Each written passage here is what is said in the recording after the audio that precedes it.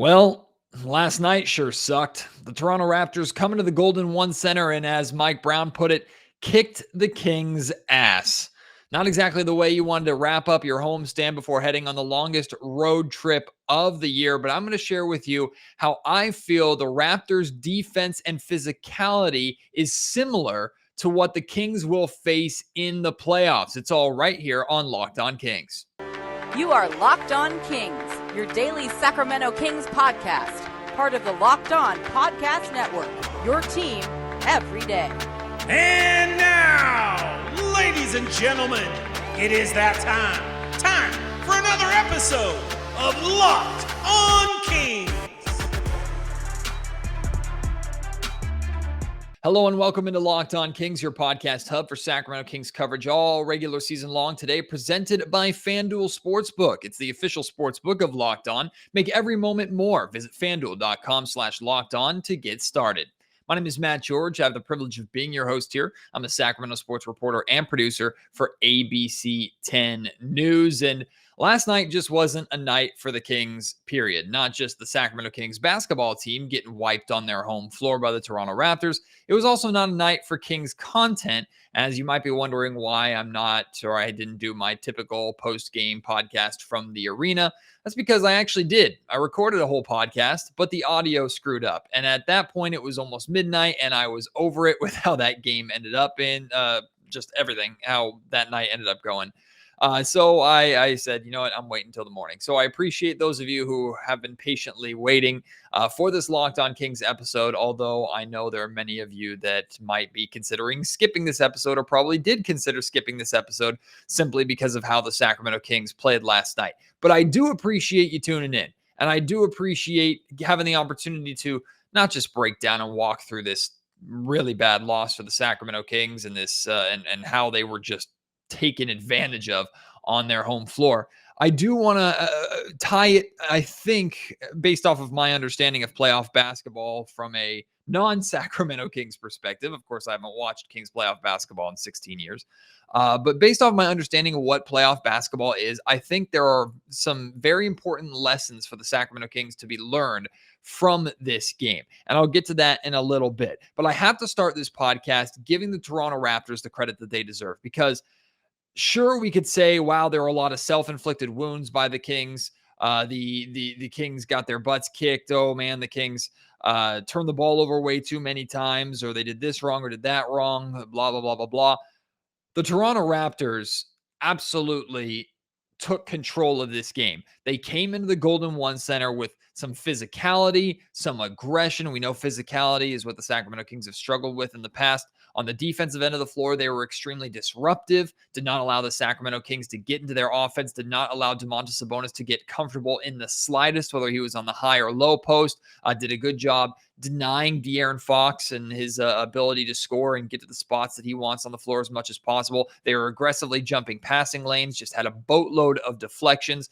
They were stopping the Kings offense. And then Sacramento looked almost shell-shocked and just continued to play right into it with far too many players just standing on the perimeter watching as one or two guys struggled dealing with the length and physicality of the Raptors defense. But Toronto, who's been struggling this season, came into Sacramento and quite frankly made the Kings look like they were on the end of a road trip, not the end of a homestand. Typically, that last game of the road trip, especially a long road trip, you'll kind of see a lethargic performance, a team that's just ready to get home and spend a night in their own beds. It's kind of how the Sacramento Kings played last night. They just looked like they were ready to get to the final buzzer. And it's not that they weren't trying. It's not that they weren't playing with any kind of effort. They were just completely taken out of their game. And that physicality that the Raptors played with, the aggressiveness that they played with on the defensive end, how disruptive they were, not allowing the Sacramento Kings to get into their offense. Look, you and I understand how the Kings run their offense. So you best believe a NBA franchise filled with scouts and all the film you could possibly want and the best coaches in the world and the best players in the world, you best believe that they understand what the Sacramento Kings are going to do. They know that Domantas Sabonis is the foundation of Sacramento's offense, and they did everything in their power to make sure Sabonis couldn't get comfortable. You know, a couple weeks ago, maybe this is my fault, because a couple weeks ago I put out a podcast saying, how in the world do you stop the Sacramento Kings offense?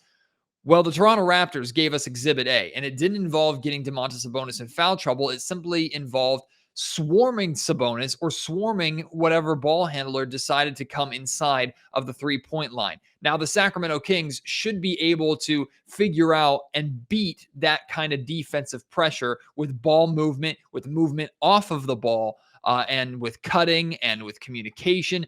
Kings weren't doing any of that last night. Again, it looked like Sacramento was simply floored or shell-shocked by how aggressive Toronto was playing on the defensive end of the floor. They didn't look like they had any answers other than Keegan Murray and Kevin Huerter chucking three-pointers. And we're going to get to the two of them. They were the only two bright spots from this game in just a little bit. But what the Kings faced last night is what they will face in the playoffs. Defense is the foundation of playoff basketball. Of course, great offenses make a massive difference, and I think the Sacramento Kings offense is more than good enough to make a lot of noise in these upcoming playoffs, whether the Kings maintain their third or fourth seed in home court advantage or fall to 5, 6, hopefully not 7 or 8 in the play-in. But regardless, the competition that the Kings are going to be facing, especially the majority of the competition that's going to be in the playoffs in the Western Conference this season, has been there before and has experience that the Kings don't have. They are going to try and do and be as disruptive for the Kings on the playoff stage with far more pressure on the Kings' shoulders than what the Toronto Raptors did last night in a middle of the season Wednesday night game that some people might have been watching, but other people might have tuned out after the first or second quarter. Like, it's only going to get more difficult. So I think, in a weird, twisted way, as much as last night sucked, and it was one of my least favorite games to watch inside the Golden One Center, it was just dull. It was boring. The Raptors did a phenomenal job not allowing the Golden One Center crowd to really get involved in the game, and we know how important the crowd is to the success of the Kings and how much energy they give the Kings. Last night was rough, but I do think it was necessary. Mike Brown spoke before the game about good teams becoming great by facing adversity, sometimes in the regular season, a lot of times in the playoffs. And you best believe if the Kings make the playoffs, or should I say when the Kings make the playoffs, they will face a significant amount of adversity. They haven't shown me enough yet to suggest, even with home court advantage in the opening round, that they will win that opening round. It would be phenomenal if they did so. Getting there is enough for a lot of Kings fans, and getting there for me is a tremendous win this season. But of course, the Sacramento Kings want to get there and then continue to win and at least move on to the semifinal round.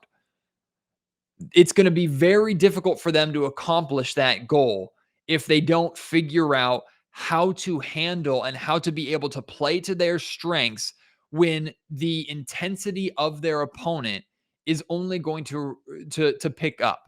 Right. And I'm not overreacting, or I'm trying not to overreact to a game where the Sacramento Kings were held to 95 points. It's their lowest scoring total this season. It's only the second time this season they've been held to under 100 points. The New York Knicks in New York were able to hold the Kings to 99, I think in November or something like that.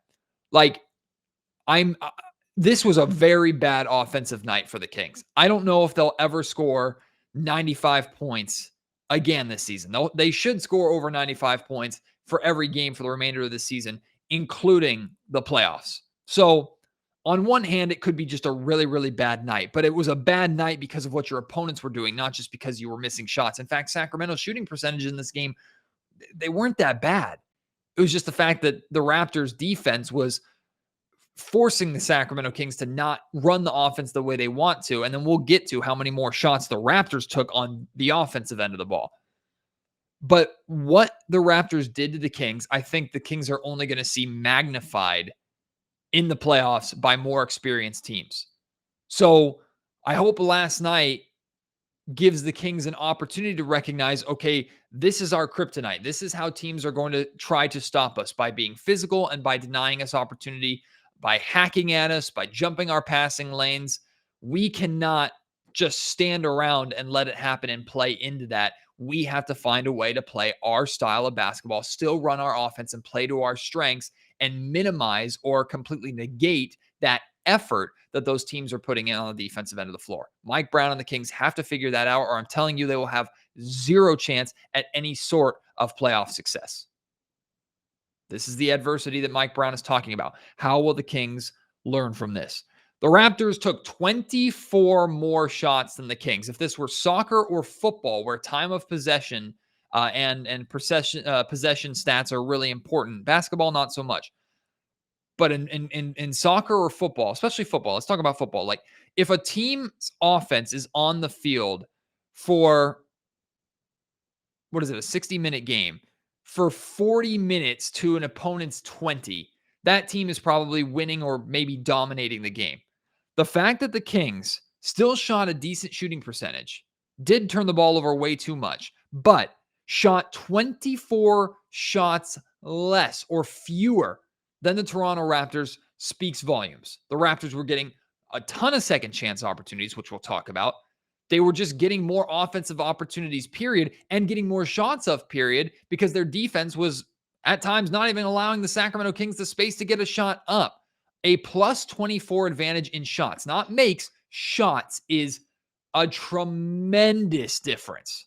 Something that you do not see I can't remember the last time I've seen a shot differential that significant. Maybe it's happened and I just haven't paid attention to it. It was blatantly obvious in last night's game because it wasn't that the Raptors were shooting tremendously better than the Kings either. To beat them 113-95, you'd think, okay, the Raptors offense really got going and their defense was really good too. The shooting percentages were relatively the same. And to be honest with you, the Raptors could have won this game by 30 plus points if they'd hit their outside shots. There was a stretch in the third quarter when they held the Kings to 17 points. By the way, the Kings didn't score 30 points or more in a single quarter, which is very, very significant. Again, credit to the Toronto Raptors and their defense. But there was a point during that 17-point third quarter where the Kings couldn't get anything going. They were either missing shots or just flatten out turning the ball over, and the Raptors were coming down on the other end of the floor and just chucking threes. There were like 4 or 5 straight stops that the Raptors had that resulted in missed three-pointers that had half of those gone in, the Kings would have been down by 30 points. And I don't know if they would have recovered from that. I mean, they barely could recover from being down by 20 points for the majority of the second half. But 24 more shots than the Kings is nuts. Points in the paint has been something consistently wrong with the Kings. So to be outscored 58-42 in the paint, not surprising for the Kings, although not acceptable. And then we start talking about rebounding. A 41-34 advantage for the Toronto Raptors on the glass. The Kings were standing around way too much, period. Ball watching way too much. Offensively, they were standing on the perimeter and watching while the ball handler got swarmed and usually resulted in a turnover. Nobody was moving. Defensively, they were standing around watching while Precious Achiuwa off the bench scored, I think, 15 points and was just getting to the rim time and time again, and nobody was rotating to help. And then on the glass, the Kings were standing around watching while one rebounder was out-rebounded by 2 or 3 lengthy, athletic Raptors wings and forwards. And I remember a play, there's a specific play where Domantas Sabonis was boxing out, I think it was Pascal Siakam, and Keegan Murray stood there and watched while Sabonis didn't secure the rebound because the ball went over Sabonis' head, and a Raptor got it, and he looked at Keegan like, what the hell? And then at the next ball stoppage, he and Keegan were seen communicating. Hopefully that was a teaching moment for Sabonis and Keegan. But regardless, like that kind of sums up. It wasn't just Keegan doing it. Like it was the entire Kings roster standing on the perimeter and watching the Kings get abused on the glass by the length of the Raptors. 11 offensive rebounds for Toronto, resulting in 18 second chance points. An 18-2 advantage on second chance points. That is brutal. The Kings turned the ball over 19 times in this game.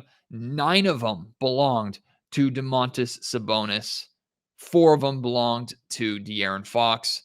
And the rest of the team had a smattering of 1 or 2. Again, credit to the Raptors. It wasn't just the Kings making silly mistakes, although this is the second straight game where Domantas Sabonis has turned the ball over way too much. He turned the ball over 8 times in the win over Memphis because it was a win that got brushed under the rug a little bit. 9 in this game. Yikes. To have 16 turnovers, or is it 17? 17 turnovers in the last, 16. I can't do math in the morning. 17 turnovers. Jeez. To have 17 turnovers in the last 2 games combined. Yikes. Something that Domantas Sabonis is going to need to figure out. Let's talk about Fox and Sabonis a little bit more. They had more combined turnovers, 13, than they did made field goals, 11. And again, Sabonis had 9 of those 13 turnovers. The Kings need more out of their stars. Simply put, they need more out of their stars. The Kings scored a combined 25 combined points from Fox and Sabonis, and De'Aaron Fox had 16 of those 25. He was tied with Keegan Murray for the second leading scorer on the Kings. I understand that the Toronto Raptors took both Sabonis and Fox out of their games. I also understand that last night's loss was a significant, just total team loss. And I don't blame Sabonis or Fox, even with the amount of Sabonis turnovers. I don't blame Sabonis or Fox more than I blame the rest of the roster. It was a complete failure for the Sacramento Kings as a team. But that being said, when you are going through the struggles that the Sacramento Kings were going through last night as a team, period, you need your stars to carry you through. And I didn't think De'Aaron Fox or Domantas Sabonis were looking to score nearly as much as they should have. To take just or make just 11 field goals in a game like this, it's not acceptable. Again, De'Aaron had 16. He was looking for his shot a little bit, hit a couple of three-pointers, tried to get himself going a little bit in the fourth quarter. And every time the Kings strung some buckets together and started getting a little bit of momentum, and I think they got it to as low as a 12-point Raptor lead. And then the Raptors would just either take a timeout or just snuff out that run really, really quickly and build it back up to 16, 17, 18 points. So De'Aaron was trying to be the fourth quarter Fox that we have gotten used to and appreciate this season. But I think I needed that earlier. And then from Domantas Sabonis, I know he is a facilitator. I know he's trying to set up his teammates. But with how aggressively the Toronto Raptors were jumping the passing lanes, I know they were hacking at Sabonis a lot. And I don't know if his thumb is bothering him. He's had a really hard time just hanging on to the basketball over the last couple of games. It also looked like he was fouled a couple of times and there were no calls. But let's not talk about the officiating because that's not the reason the Kings lost. I think Domantas Sabonis needs to, in games like this where the passing lanes aren't there and the turnovers are high, I think he needs to work on just attacking himself, using the strength that he has, using the physicality that he has, and if nothing else, trying to draw some fouls and get to the foul line and score some points there, because he was not nearly as aggressive as the Kings needed him to be. And in addition to that, unfortunately, his double-double streak came to an end. He finished with 9 points, 8 rebounds, 9 turnovers, nearly a bad triple-double. His double-double streak ends at 23. Now, I'm pretty sure he still leads the league in double-doubles, so this is not the end of the world. He'll probably get a new long streak started on Saturday's game.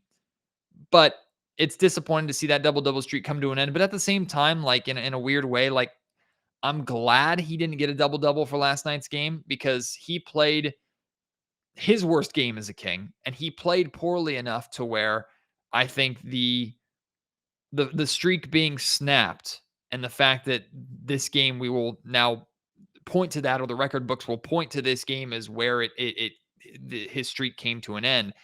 I think that's not necessarily, it's not necessary, but I think it's fitting. Like Domantas Sabonis did not play well enough in this game to deserve the credit of his double-double streak reaching 24.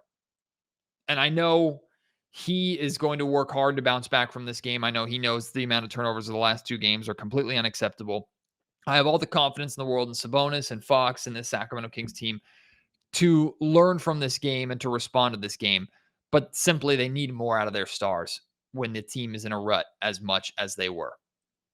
Let's hear from head coach Mike Brown, who, like I said at the beginning of the show, he summed up last night's game about as good as you possibly could and about as brutally honest as you possibly could. But I don't know if he could have put it better. They just flat out kicked our ass. It's simple. Their length, their athleticism, their switchability, their ball pressure, their physicality sped us up, and we didn't do a great job of handling that at all. We always talk about winning the possession game, and we weren't even close. They kicked our behind on glass. They kicked our behind in the turnover area. It's hard to beat a team when a team gets up 24, 25 more shots than you do. But like I say, you give them credit. They killed us in the paint after the first quarter. You give them a lot of credit. Precious Achiuwa, we couldn't stay in front of him. We all got our behinds kicked from me on down.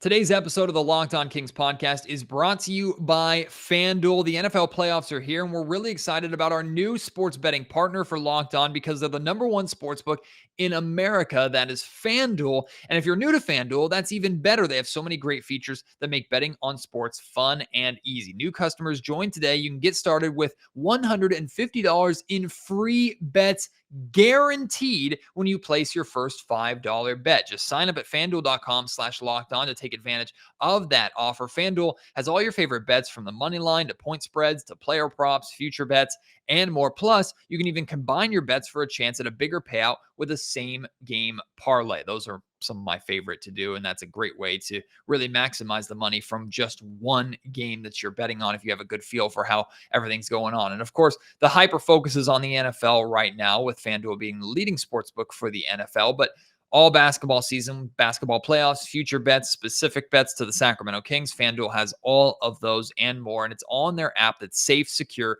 and super easy to use. So football fans, don't miss out. Place your first $5 bet to get $150 in free bets, win or lose, at FanDuel.com/lockedon. Make every moment more with FanDuel, the official sportsbook partner of the NFL.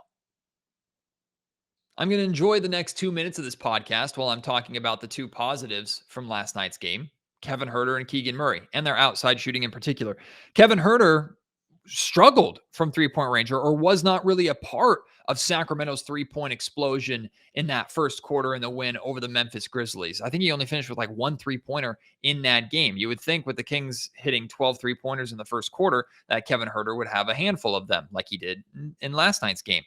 That wasn't the case. So it was nice to see Kevin Huerter bounce back. And for a long time, Kevin Huerter shooting threes and making threes was Sacramento's offense.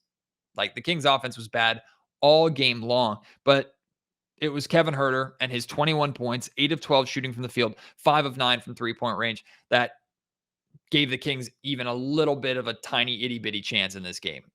And then Keegan Murray behind him, 16 points, 6 of 10 shooting from the field, 4 of 7 from three-point range. So to get 9 three-pointers combined from your starting 2 and your starting 4 is excellent for the Kings, of course. And Keegan Murray continues on his good run of form and his good play over the course of January. January has been Harrison Barnes' month. And by the way, Harrison Barnes just managed to keep my stat alive. He scored 10 points, which means still just one game over the last 2 months that Harrison has scored less than double figures, has scored in single digits.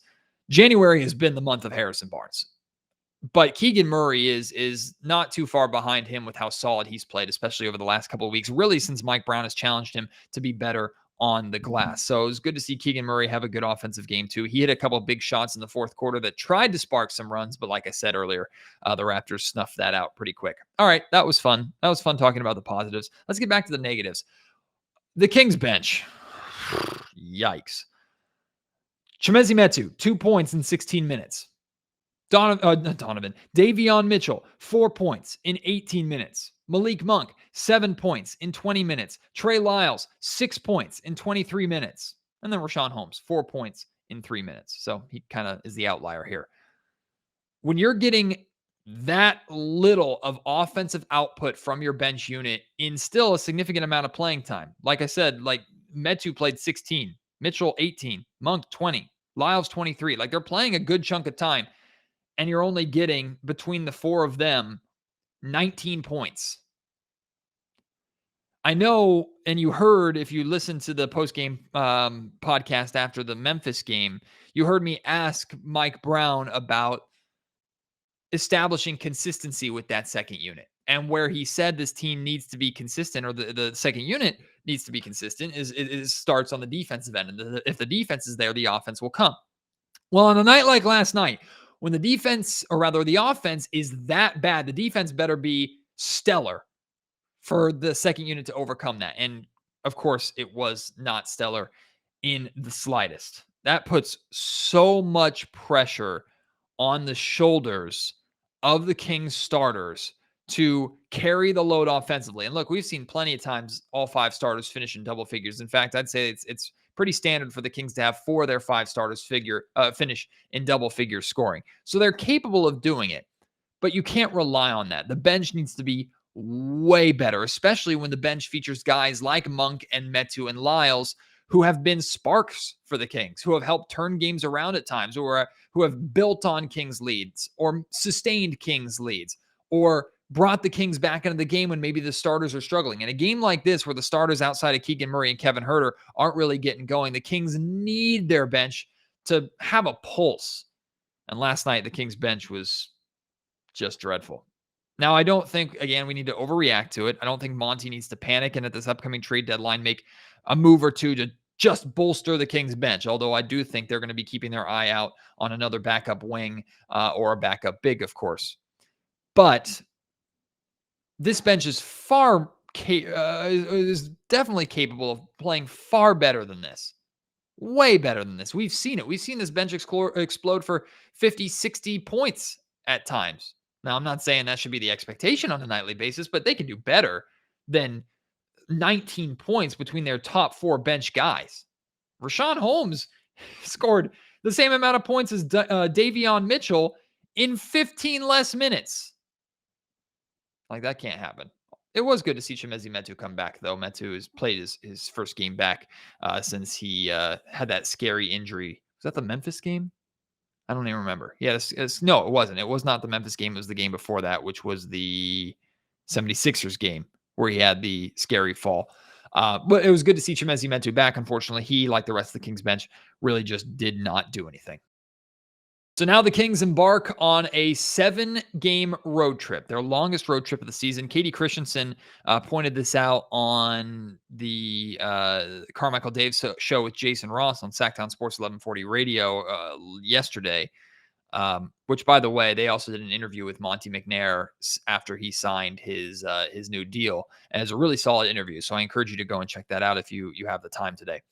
But Katie pointed out that outside of like the rodeo road trip for the Spurs, which is split, it's broken up by the trade deadline.